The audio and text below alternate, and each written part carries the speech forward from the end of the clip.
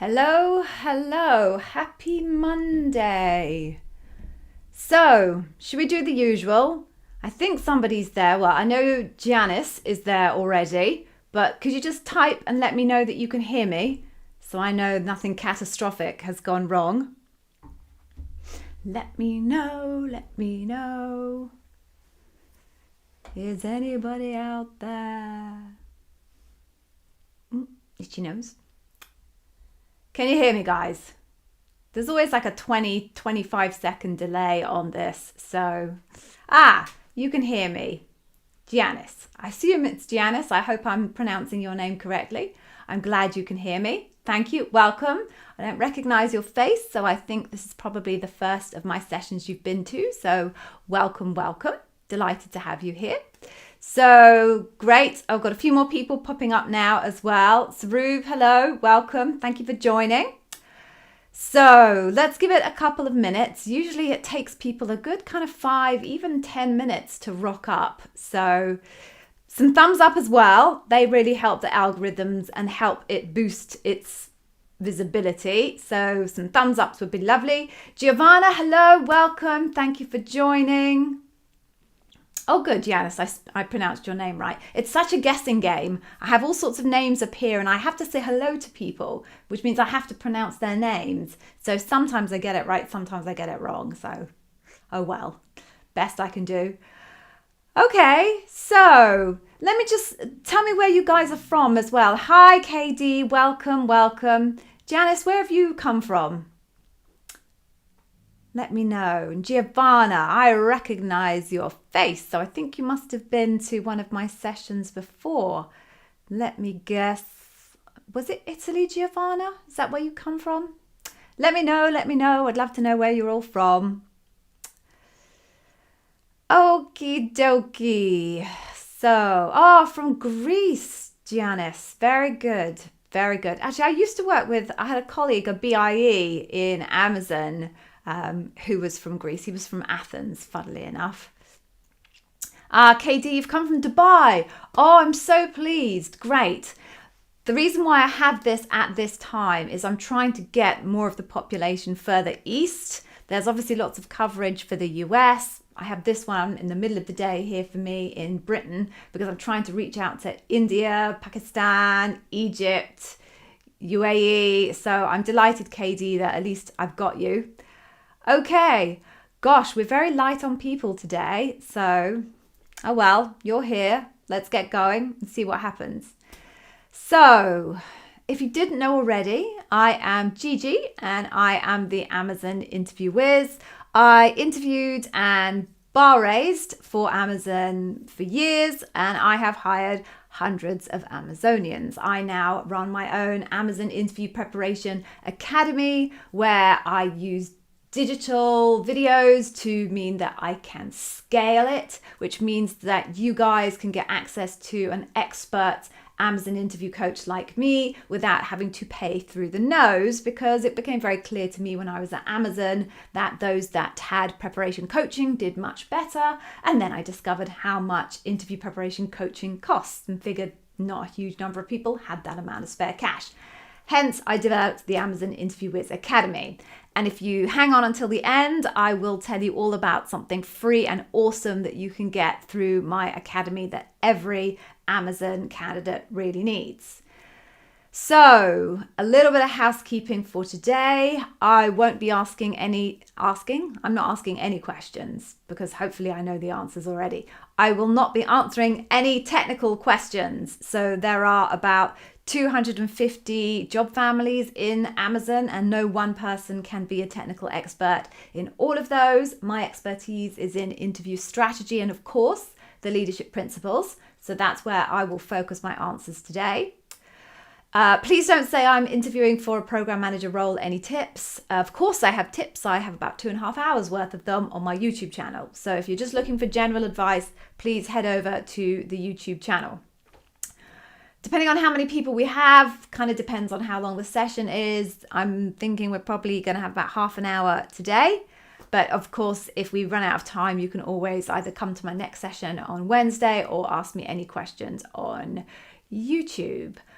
Okay, so one other thing to say is there is, of course, I know I present this as free Amazon interview coaching, and of course it is, but there is a price to be paid if you would like your question answered, and that is a whole bunch of thumbs up.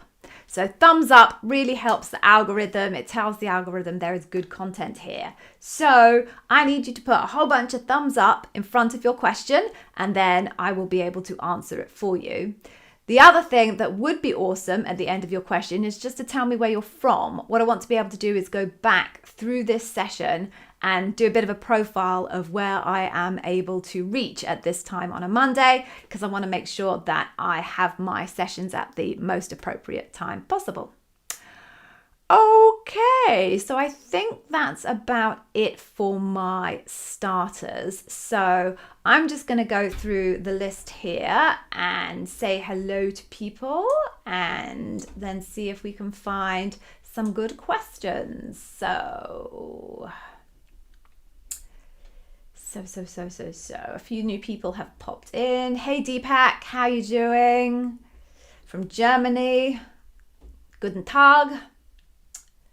Speedy760 from Phoenix, Arizona. Very nice, very nice. Okay, so let's just have a look at this first question from Giannis. So,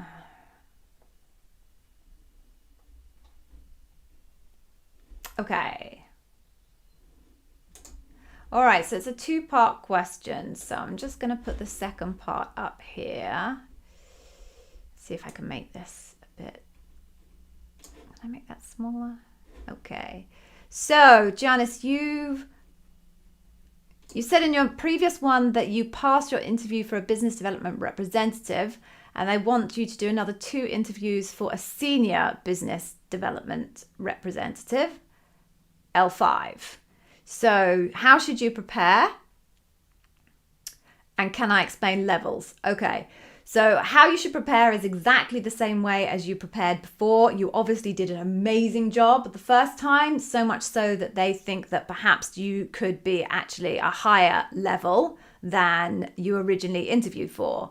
So if you're going to go back and do some more interviews, one thing that I think will really help you is if you can come up with a couple of new examples just to show that you have this incredibly expansive and impressive range of brilliant examples in your career history. So if you can come up with a couple of extra new ones, that I think would serve you well.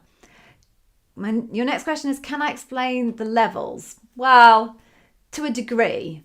So Amazon has, I think it starts at a level 1 and goes all the way up to 12, which I would have said was Jeff Bezos, but it's no longer Jeff, it's Andy. And every single job family has an assigned set of levels within it. Now, some job families only go down to level 4. For example, marketing, where I'm from, you can't get into, there are no marketing roles that are any more junior than a level 4. Other job families will have lower levels.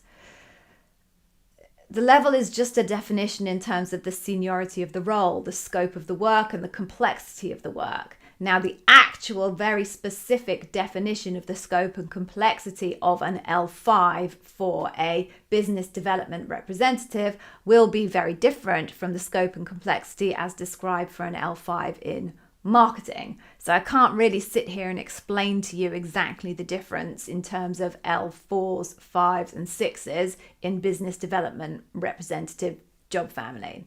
But it's as simple as that.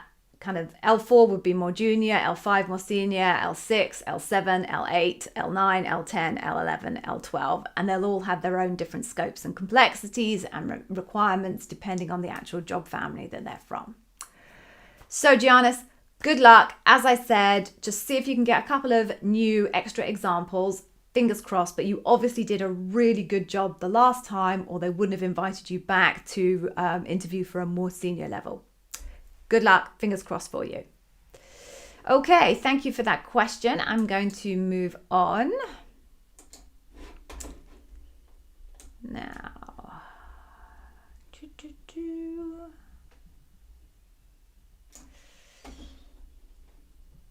Oh, Deepak, you've got your second round interview in a few minutes. Good luck. Good luck. Fingers crossed for you.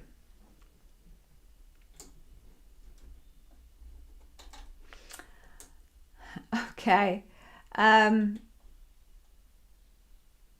Sarub, I need some thumbs up, please. So throw me some thumbs up into the chat, and I'll answer this question for you insofar as it's possible to answer this question for you. All right. So, how do you get a call from Amazon?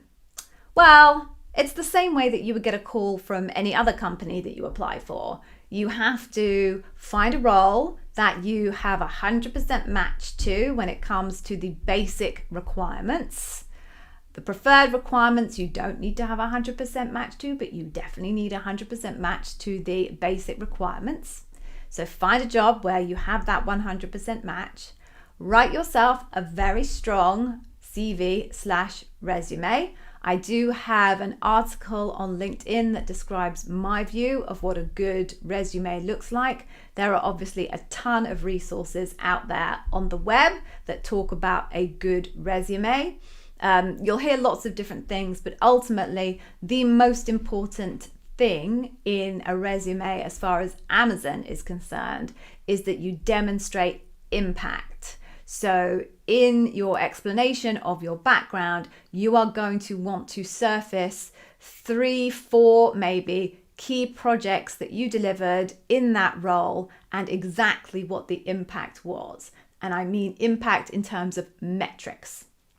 Amazon wants to know that if you join their business, that you're going to deliver improvements in their business, and therefore you need to show that you have delivered improvements in your prior employers' businesses in order to convince them that you are a probable candidate to deliver that for them. There is no magic formula. I get this asked all the time, like, what's the way to get in touch with an Amazon recruiter? What's the way to get an Amazon recruiter to call you back? It's no different from any other company anywhere else on the planet. You have to be a good match for the role, and you have to have a strong CV that very clearly shows your skills, experience, and the results that you have delivered for your previous employer. That's that. It's as simple and as complicated as that. Okay, Sarub, I hope that helped you in some way. I'm going to see what else we have here.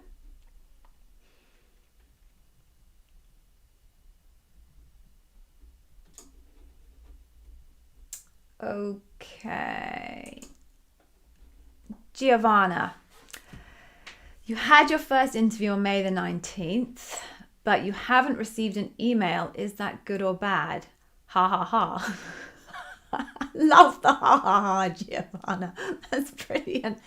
So the 19th was quite some time ago now, wasn't it? Let's see if I can find my calendar actually.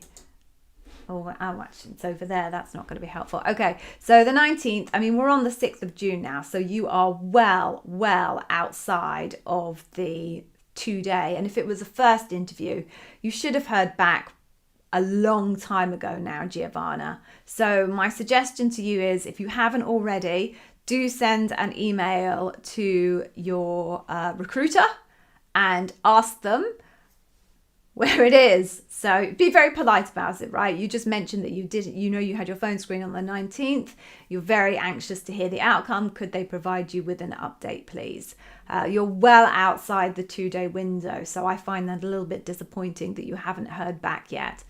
So give them a shout, give them a prompt, and hopefully they'll get back to you. Oh, sorry, I was going to say that there could be reasons why, because you asked me, is it a good or bad thing? So I guess you want me to answer that. There can be reasons why you don't hear back within the time frame that Amazon commits to. So Amazon commits to, or at least has a goal to, provide candidates feedback within 2 days if it's in the early rounds, like round 1 or round 2, and within 5 days if a candidate is at final round. That's working days, not calendar days. That's the goal. But of course, life is full of all sorts of crazy things, and sometimes that just doesn't work out. Mad things like people go on holiday and forget to press the submit button on their notes, and therefore the recruiter can't see the outcome until that individual comes back from holiday, vacation if you're in the US.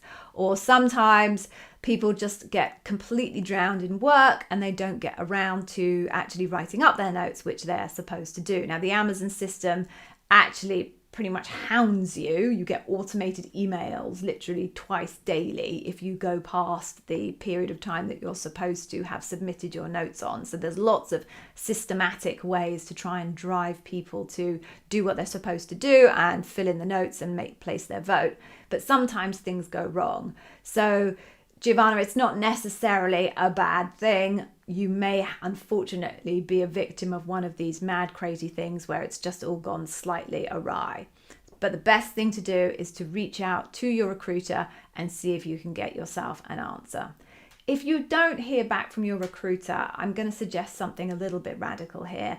If you remember the name of the person who interviewed you, then I would reach out to them on LinkedIn, I suppose, is probably the best platform.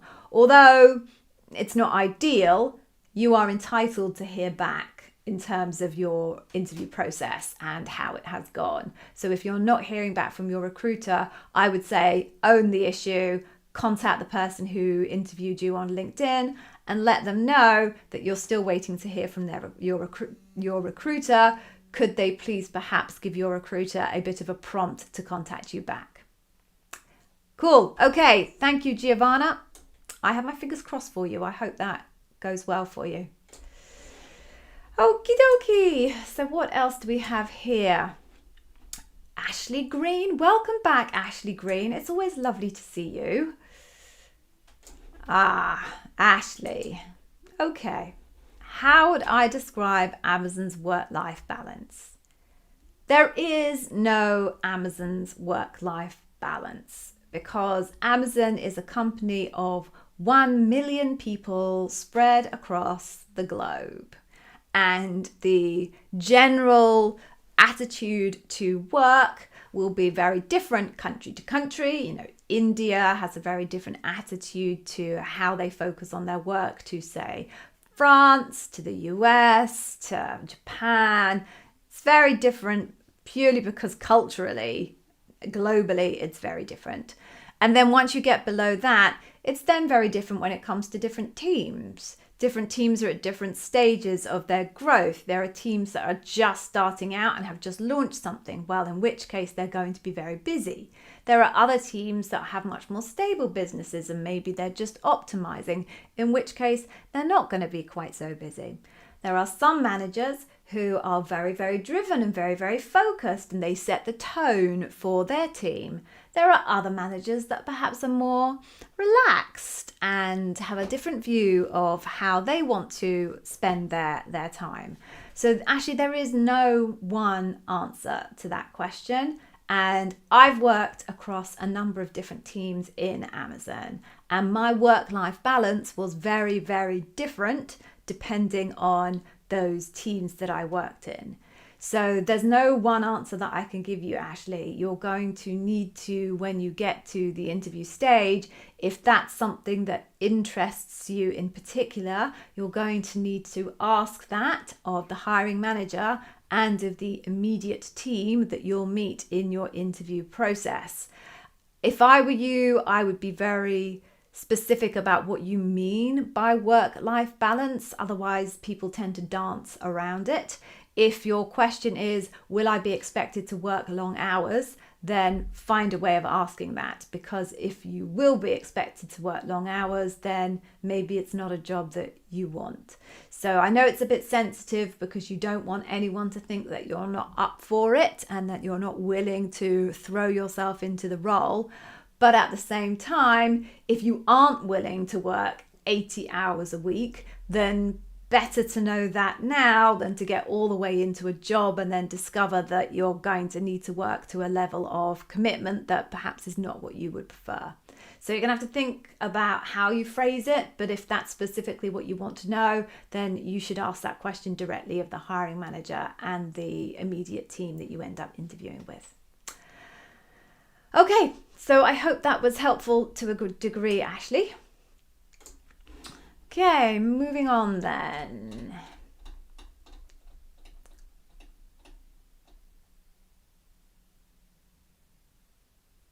Oh, through. Hang on, I'm just reading this question.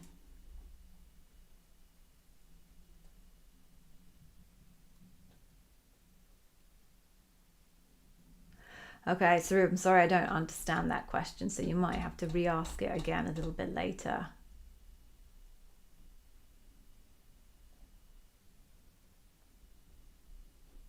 Okay.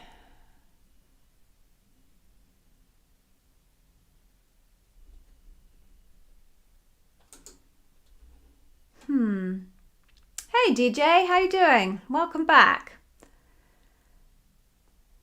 Okay, for the question, how did you solve a recent business problem? Is that bias for action or deliver results?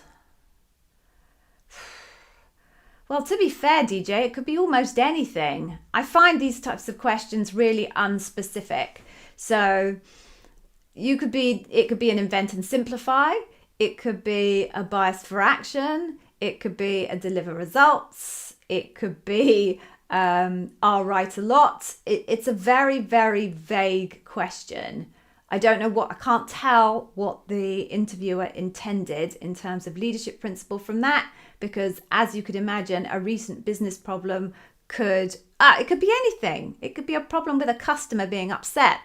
Then it could be earns trust. It could be a problem with not having enough data to be able to make a decision, in which case it's bias for action. It could be a problem with not having any data whatsoever to make a decision, in which case it's I'll write a lot.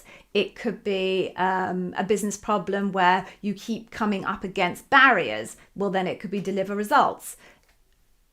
I'm not a fan of that question, DJ. Far be it from me to cast aspersions on my Amazon interview colleagues, but I don't think anyone could guess from how that question is constructed what leadership principle they're going for. The good thing is, DJ, that whatever you came up with, it's going to be appropriate, because you could have picked any of those leadership principles I just described and still be able to answer this question.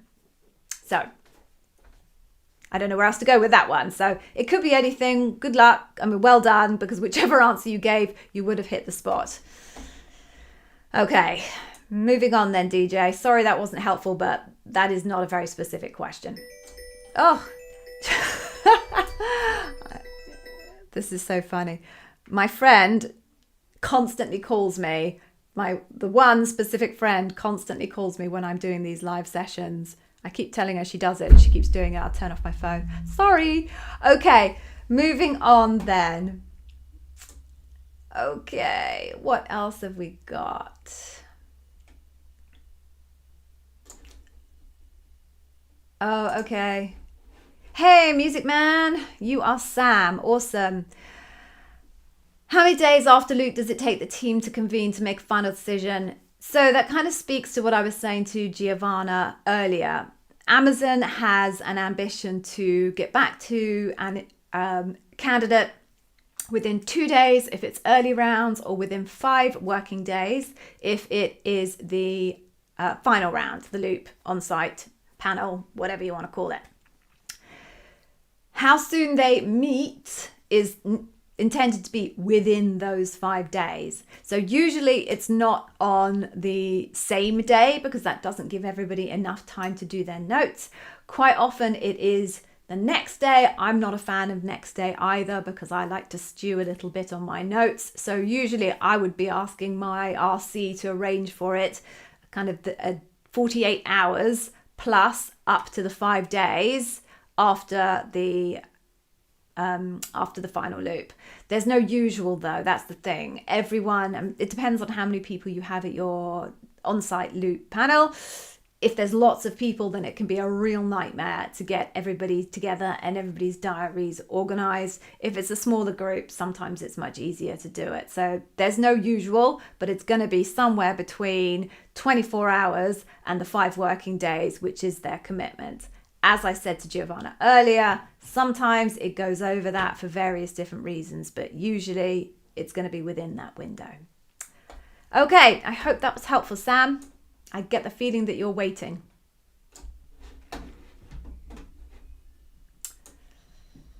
Okie dokie.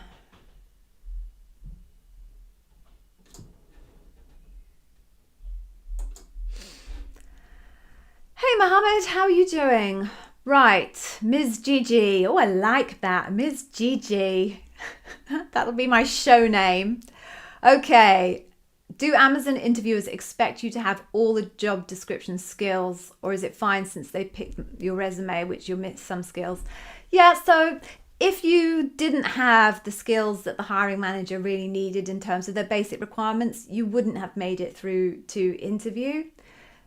You will have to have met the basic requirements. And if there are additional requirements that the hiring manager wants, but it's clear that you don't have, it would naturally conclude that they believe that they can skill you up in those areas. One of the things that you might want to do is pick up on any cues in the interview about your lack of those skills and explain what you are currently doing in order to fill those gaps. So I don't know what role you're going for, Mohammed, but let's pretend you are going for a role for a BIE, Business Information Engineer, and there is a requirement to have Tableau experience. Tableau is a data visualization tool. If you don't have it, but you saw that it was on the job description, it might be well worth positioning yourself so that if somebody asks you, you can say, no, I don't have any experience of that, but I've actually recently signed up to a course and I'm halfway through it. I'm finding it really challenging and enjoyable, and I look forward to using the tool should I get the job in Amazon. So it's always good to preempt any question about a gap in your skill set with a plan that you already have in place and are hopefully already implementing in terms to fill it. That always goes down well at interview. Okay, I hope that was helpful for you. Okay.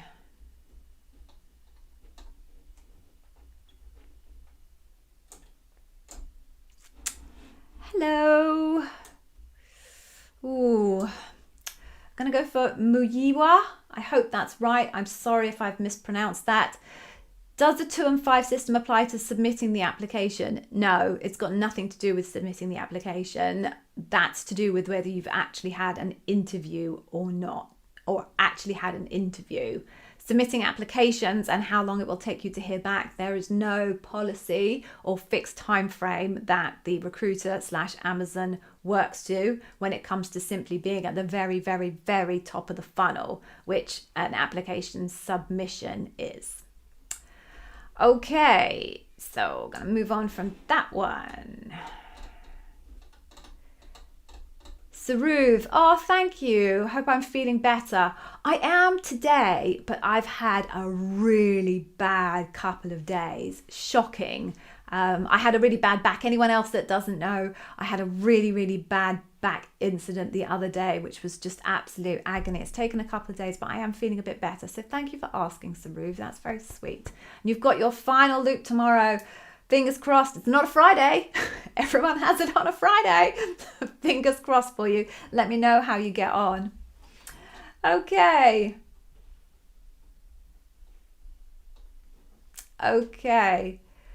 So solution. I've gone for solution here. There are no thumbs up here. So give me some thumbs up down the bottom. I'm going to assume that you're going to give them to me in retrospect and I will answer your question. Oh, okay. I've lost it now. Sorry. Right, here we go.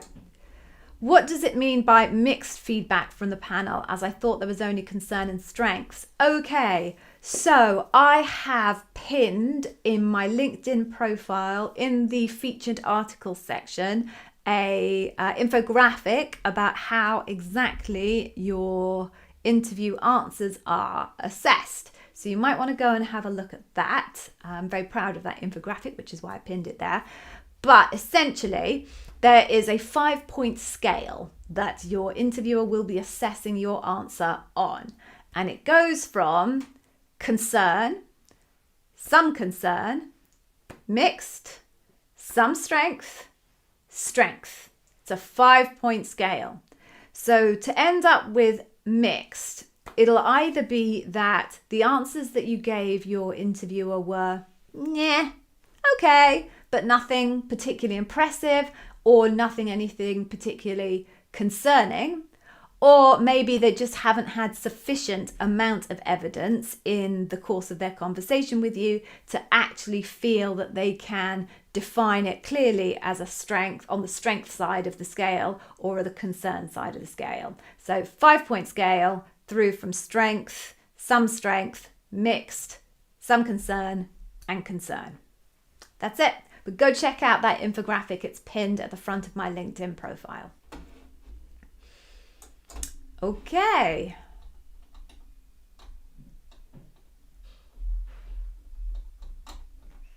See what else we've got here.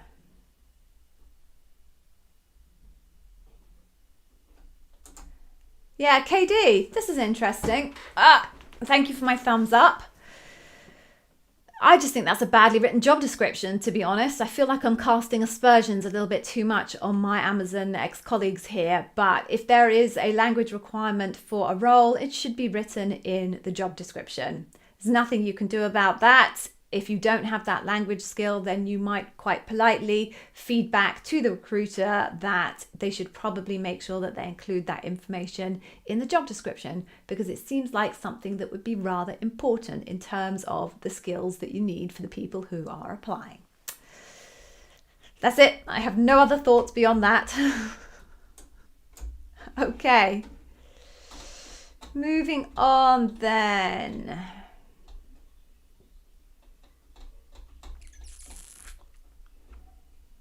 Mohammed, okay, I'm going to put this question. I'm going to put this question in.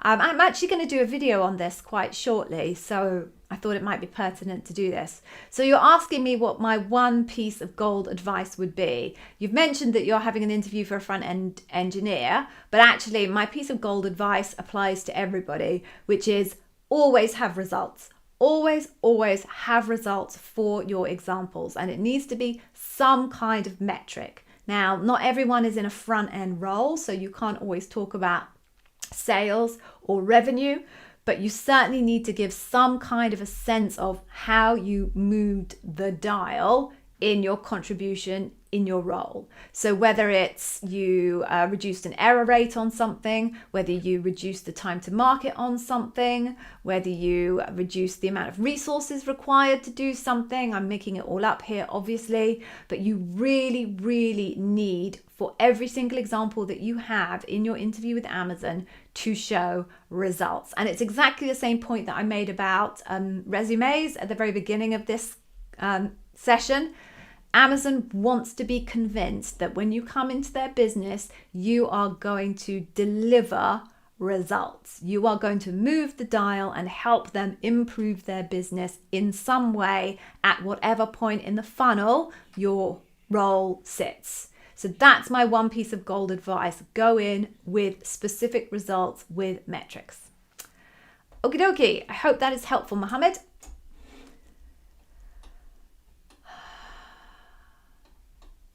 Let me just see what else I've got here.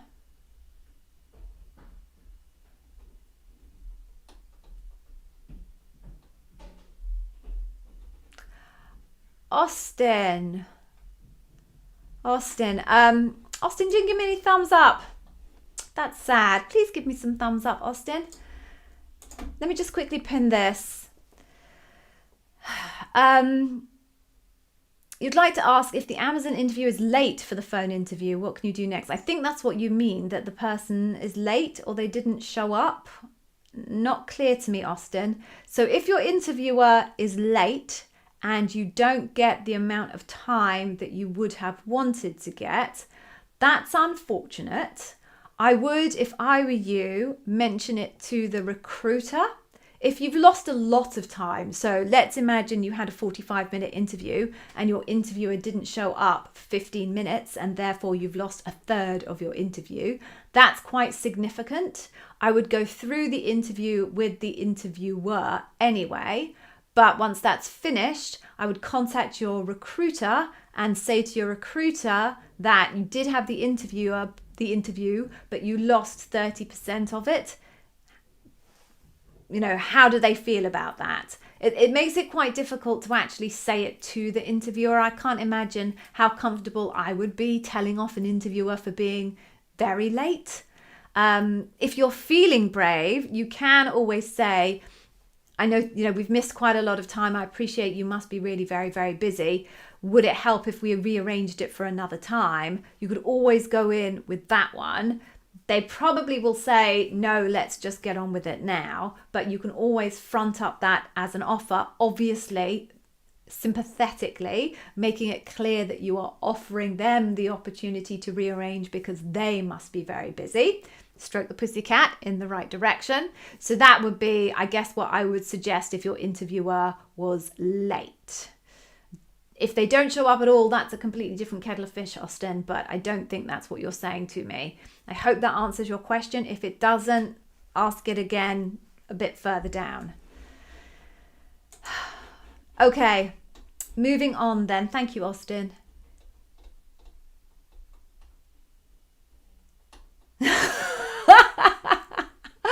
Oh, Giovanna. I'm just going to show you what Giovanna wrote. It's in response to my friend always calling. She wants to be part of my amazing sessions. That's why she doesn't stop calling.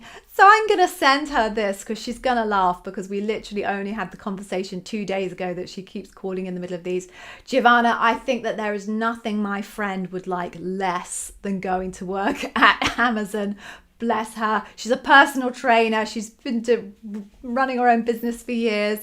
I can't see it happening somehow, Giovanna, but that's very funny. You have tickled me pink with that one. I'm going to show her this.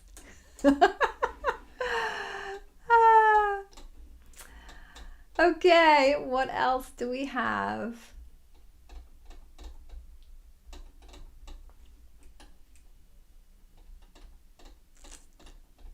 All right. Oh, Mohammed, another one from you. Okay.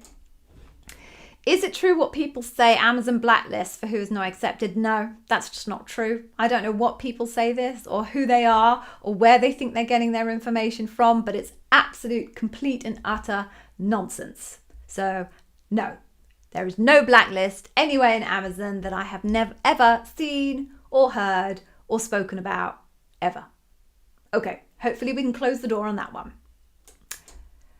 Okie dokie. What else do we have? Hey Speedy7660, lovely to see you again. And Bookie's back as well. Hello, good to see you. What other questions do we have?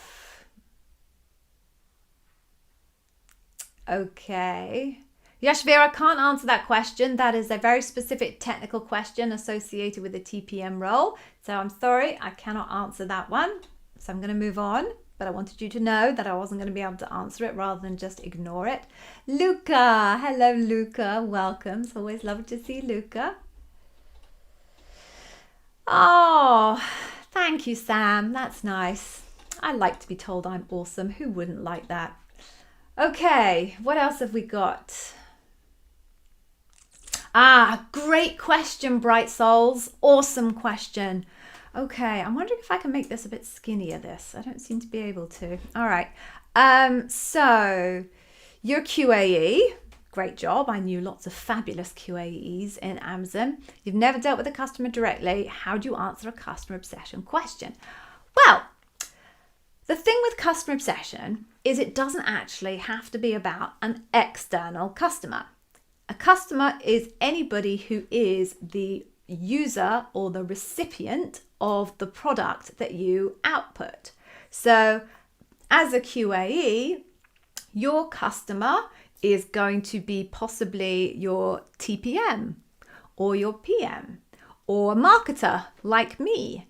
So whoever it is that is going to benefit from the work that you are doing. So you just need to think about how and who you have been delivering output for, and then that will allow you to answer a customer obsession question. So if I come up with one off the top of my head, tell me about a time where you thought that the thing that your customer wanted was not the thing that you thought they needed. Okay, so then you can talk about maybe any conversation that you had with your TPM about something that they wanted you to do that they thought was top priority, but actually you didn't think it was the right thing to do. You thought that something else was a better thing to do. That's the way that as a QAE, you might be able to answer a customer obsession question. Okie dokie. And by the way, very few people in Amazon actually have customer facing interactions. Like very, very, very few. So the majority of people will be asking themselves the same question that you've just asked me, because unless you're a salesperson, unless you're in a call center, unless you're a biz dev person, likelihood is you're one step or more removed from the actual human being customer on the other end of the product experience. Okie dokie. What else do we have here? Ganesh, welcome. Hello. Right. Let's just have a look. Okay. Right. Okay, you said these were ones that you wanted answered, so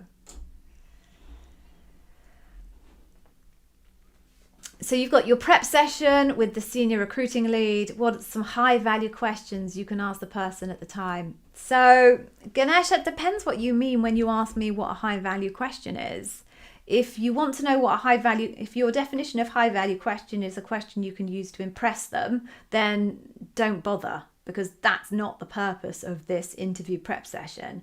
This interview prep session with the recruiter is to prep you for the interview and to make sure that everything that you need to know, you know, and any questions you have, you can get answered.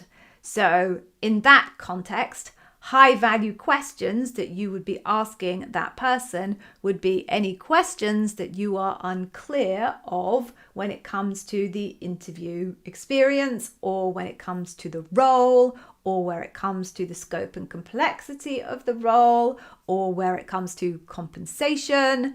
That is a process to prepare you, to put you in the best, strongest possible position, so that when you go into the interview, you have everything you need in your head, at your fingertips, to be able to land the job and do a great interview.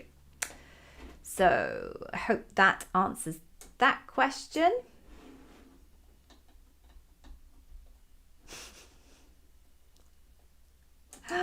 And okay, so this is the same question, Ganesh, in terms of the hiring manager. So, I mean, the questions you should be asking these people are the questions that you need answering to put you in the strongest position possible. I really, really am not an advocate of this strategy of trying to come up with the smartest, most intelligent question you can to blow them away with your intellect. I don't believe that's what question time should be about when it comes to talking to your interviewers.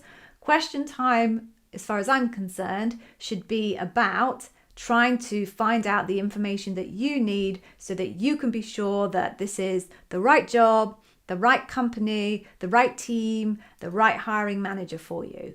Now, if there are some things that you want to be able to validate for yourself in early interviews because you have some really strong examples that you think might be relevant for the role in later interviews, then sometimes it's worth slipping in a question or two in the early interview rounds to validate that that example that you're going to want to pull out of the bag is going to be a good one. But you have to balance that up with the bit that I talked about before, which is getting the information that you need to make a good decision, whether you want to upend your life and your career and leap into the world of Amazon. So that's my particular view. I know there's loads of narrative out there in social media that tells you should come up with amazing, intelligent, mind-boggling questions. I don't believe that's the right strategy. And also, if you think about what Amazon is actually going to be assessing you on when it comes to your evidence, it's going to be on the leadership principles. They're going to see, have you demonstrated in the past the leadership principles that they're looking for. So even if you ask the most intelligent question anyone's ever asked, unless it's going to demonstrate one of those leadership principles and that you have been able to demonstrate and have executed the behaviors of those leadership principles, then it's not going to be used in evidence. So think carefully about how you use question time. Okay, I hope that was helpful, Ganesh. Okay, what else do we have? Time check. Gosh, I don't know how this time goes so quickly. Let's see what else we've got.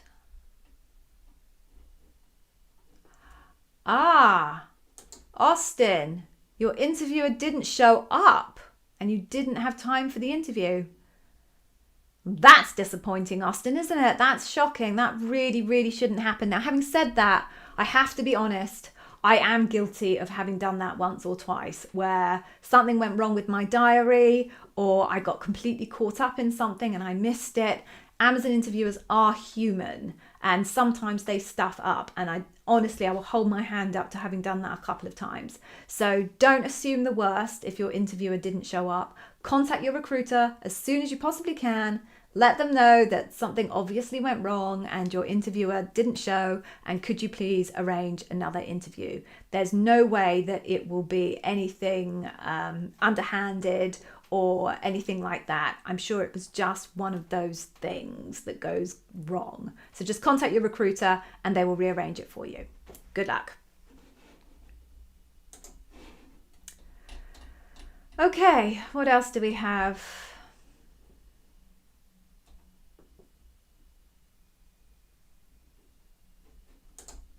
KD, I'm glad you asked this question actually, because this is actually a pet hate of mine. So let me read it out. So you're going for a non-tech role, but you want to share an idea that aligns with Invent and Simplify. Can you bring it up if you don't get the opportunity to bring it up? Don't do that, KD. Really. If they don't want to know about Invent and Simplify, then they don't want to know about Invent and Simplify. And you trying to shoehorn in something into the interview just because you want to is not going to win you brownie points, because they don't want to know about Invent and Simplify. Now, I think it's unlikely, if you make it all the way through the interview process, that somebody at some point isn't going to ask you about Invent and Simplify. Invent and Simplify is a really important leadership principle at Amazon. Amazon's success is built on its ability to invent and simplify to drive scale. So I would say in like 85% of interview processes that candidates go through, someone gets asked Invent and Simplify at some point. So just wait. I'm sure the question will arise, but don't shoehorn in examples that you're desperate to tell the interviewer that they haven't asked you for, because they haven't asked you for it and they don't want to know if they haven't asked you. I have to say it was a pet hate of mine that in question time, actually candidates would quite often come up with a question, not because they wanted the answer from me, but because they wanted a way in to tell me something they thought I had failed to ask them through the interview, and it bugged me. So don't do it, KD, but I'm very confident that someone will ask you about Invent and Simplify at some point. Okie dokie. Hope that was helpful. Okay, what else do we have?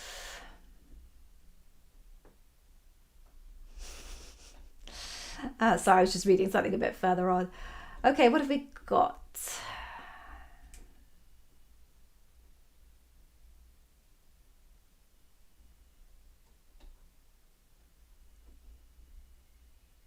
Oh, I'm not sure I'm reading this right, Lorena. Let me just read this again. Lorida? Is that it? Okay. Okay.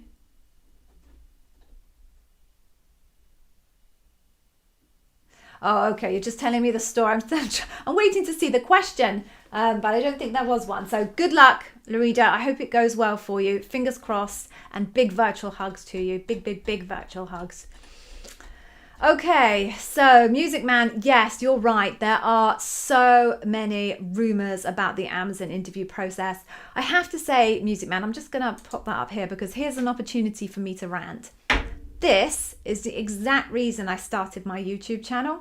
My exact reason for starting my YouTube channel like a year and a half ago.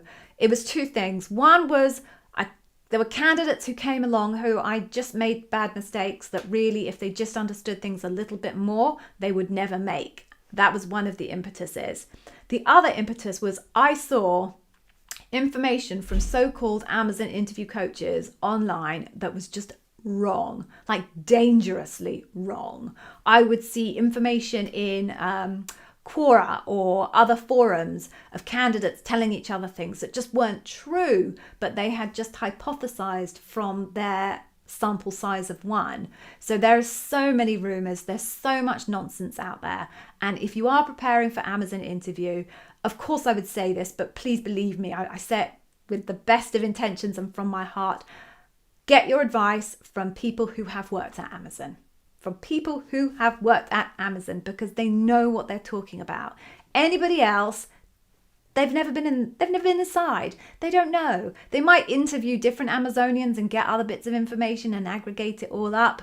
Yeah, okay, but they've never been Amazonians. So just please, guys, be careful where you get your information from. There are a load of Amazonians out there on the web. I could name a few, but I'm not going to on my own channel. But you know who they are. You know, they're out there, they're Amazonians, they know what they're talking about. Please trust in those people. And it's the same with anybody that you take advice from, right? Make sure people have the right credentials to be able to take advice from or give you advice. Okay, off my soapbox now. Thank you for the opportunity, Sam, to get on my soapbox. I always love it when someone gives me the opportunity to get on a soapbox. Alrighty-ho, what else do we have? Okay, Yashvir, hello, welcome. How does the writing exercise feature during the loop? So, in some cases it doesn't, and in some cases it does. So, the whole purpose of the writing exercise is to prove that you can actually string a sentence together. Amazon makes its decisions entirely on a process whereby somebody writes a document and then everyone gets in a room, spends 30 minutes in complete silence reading this document, and then another 30 minutes talking about the document and then coming to a decision. So the writing exercise is there to give a baseline as to whether they think you would be able to write said document. Now, your hiring manager and your bar raiser are the people who are supposed to make sure that they read the writing sample and they are comfortable that you are able to string that sentence together. So often, more often than not, in the debrief, that's as far as it goes. The bar raiser will say, I read the writing sample and I'm quite happy with it. Hiring manager, did you read the writing sample? What were your thoughts? And there it ends. In some cases, rarely, the actual writing sample gets raised in the interview itself. I haven't heard this very often. It's very rare, but I did hear it recently, so I will say it out loud. On the rare occasion, an interviewer, usually the hiring manager, because the hiring manager is the person who is required to read the writing sample, will look at the writing sample and may ask the candidate a couple of questions about the example in the writing sample. But it is very, very rare. I have very rarely heard of it. I've certainly never done it myself. It's only that a candidate fed back to me last week that they had that experience that I'm raising it now. But it's all about writing. So make sure you focus on having a really, really well-written document. I have a video in my YouTube channel that gives you some good tips on how to do a really, really good writing sample. So if you haven't yet, please go have a look at that and that will give you some good guidance. Okie dokie. Moving on then. We have 5 minutes left. So let me see.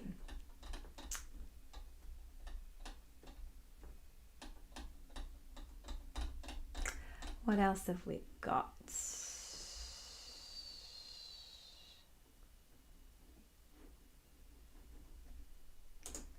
Alex, you just finished your loop and my materials were so helpful. Oh, I'm glad you found it helpful.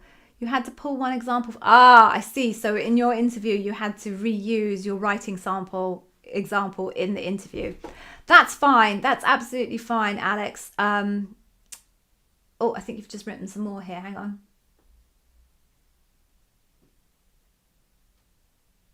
Yeah, okay.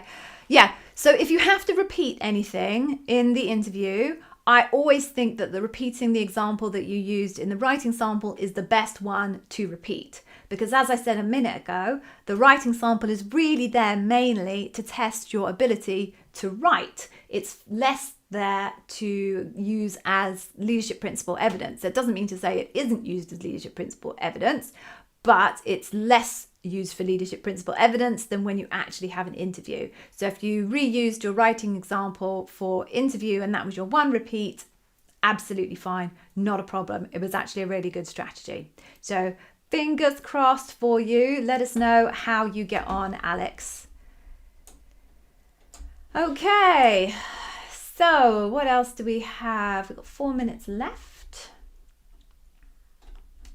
Scrolling back through. Davi, hello. Hello again. I recognize your face, so I think you were here before. So your final interview tomorrow. You are very welcome. Why is the hiring manager going to interview you again? Is he going to test you on other LPs?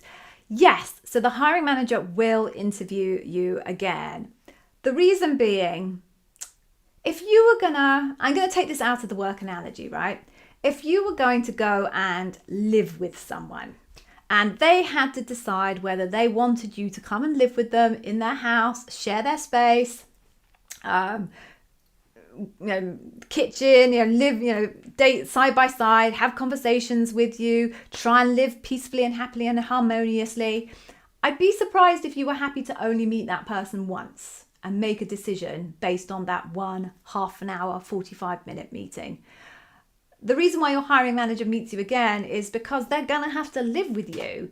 You are going to be an incredibly important part of their lives. They'll probably spend more time with you than they do with the people they actually live with, right?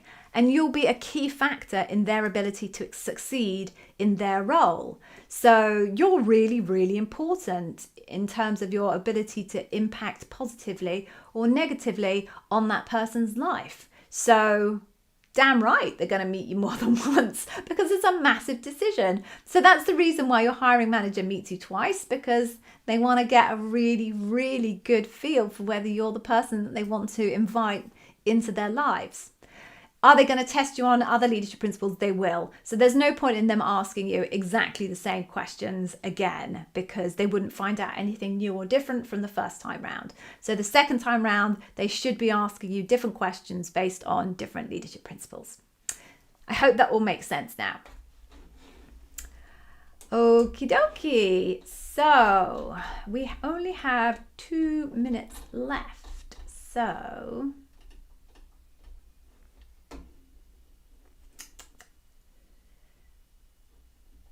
let me just think. Okay, one more question here.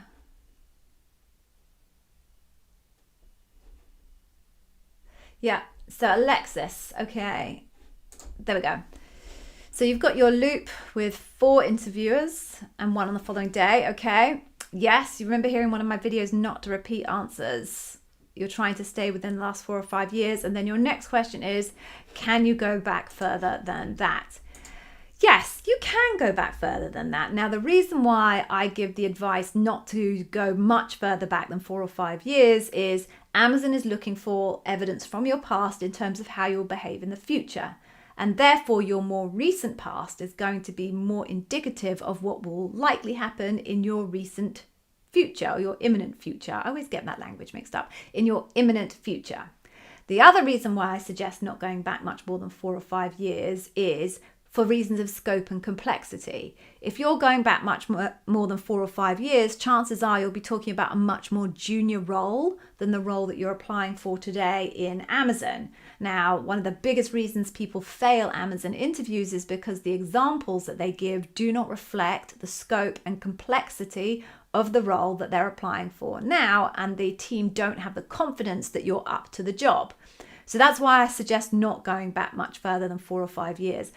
But if you have a really amazing example from your career history that really kind of defines who you are and how you work and is super impressive, then definitely bring it to the table. If it's really impressive, bring it to the table. Just only use one or two. If you pull all of your examples from a long way back, number one, you're probably not in a senior enough job.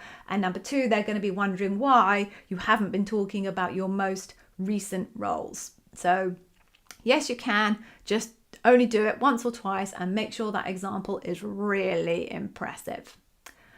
Okay, so we are now out of time, everybody. And I did say at the beginning, I was going to tell you about something awesome that I was going to give you for free. So I think I mentioned my Amazon Interview Whizz Academy at the beginning of the session. You can see the URL for my academy there. My academy has got all 14 of the leadership principles broken down into individual masterclasses. Like, I dissect them into the minutiae of detail. I'm giving you guys the custom obsession masterclass completely free. I do that because obviously I want you to know how amazing it is, and then I want you to purchase other of my masterclasses. But even if you don't, the customer obsession is the most important leadership principle to nail in an Amazon interview. So take it. It's a gift for you. I promise I will not chase you with emails trying to upsell afterwards. I am a marketer and it's very uncomfortable for me not to do that. But my philosophy is if the content isn't good enough for you and you don't think it's going to help you, then that's on me. I'm not going to chase you with marketing. So please do, as you say, go there, AmazonInterviewWizzAcademy.com, snaffle yourself the Customer Obsession Masterclass, and I hope you enjoy it and I hope it's helpful to you. Okay, so on that note, guys, I'm going to let you all go. Thank you very much for the thumbs ups. It was awesome. Thank you for joining today. Still a mad world out there. I can't wait to not have to end my sessions with this, but I worry about everybody out there in the world. So please be safe.